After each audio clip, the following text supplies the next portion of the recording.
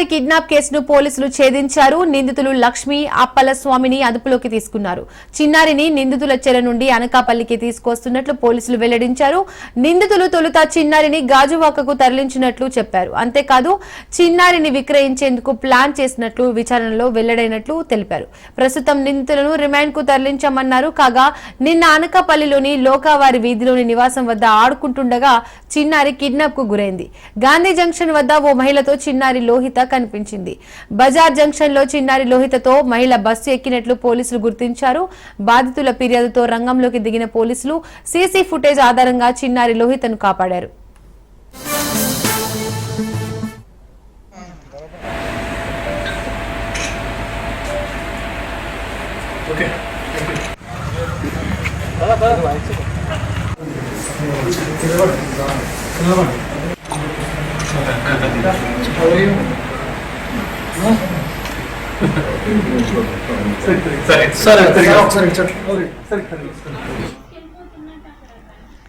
చిన్నారి కిడ్నాప్ కేసును ఛేదించిన పోలీసులు ఇక ఇదే అంశానికి సంబంధించి పూర్తి అప్డేట్స్ మా ప్రతినిధి సూర్యప్రకాష్ ఫోన్ ద్వారా అందిస్తారు.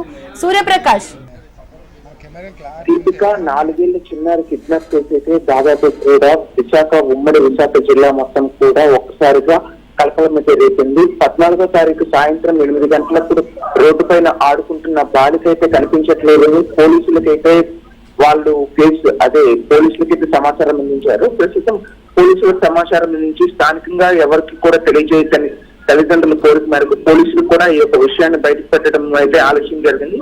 ఈ యొక్క విషయానికి సంబంధించి బాలిక కిడ్నాప్ కోసం అయితే సంబంధించి నిన్న ఎస్పీ సిన్హా అయితే అతను ప్రెస్ మీట్ పెట్టడం అయితే జరిగింది. ప్రెస్ మీట్ సంబంధించి ఈ యొక్క పూర్తి అంతా కూడా ఈ యొక్క కిడ్నాప్ చేసి పాపని అమ్మవేయడానికి అయితే చూస్తున్న విషయాన్ని అయితే వాళ్ళందరూ కూడా తెలియజేయడం అయితే జరిగింది. ఎస్పీ తెలియజేయడం జరిగింది.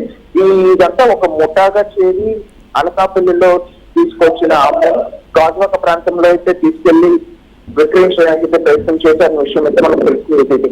ముఖ్యంగా ఇక్కడ ఈ ప్రాంతంలో ఇటువంటి మిస్సింగ్ కేసులు ఎక్కువగా రావడంతో బాలికలను చిన్నపిల్లలను అయితే దొంగలించడానికి ఎక్కువగా చూస్తున్నారనే విషయాన్ని అయితే గమనిస్తున్నారు.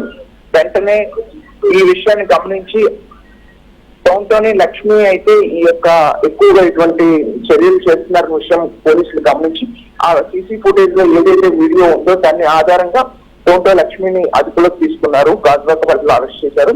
అక్కడ అరెస్ట్ చేసి ఆమెను విచారించగా చెప్పిన విషయం ఏంటంటే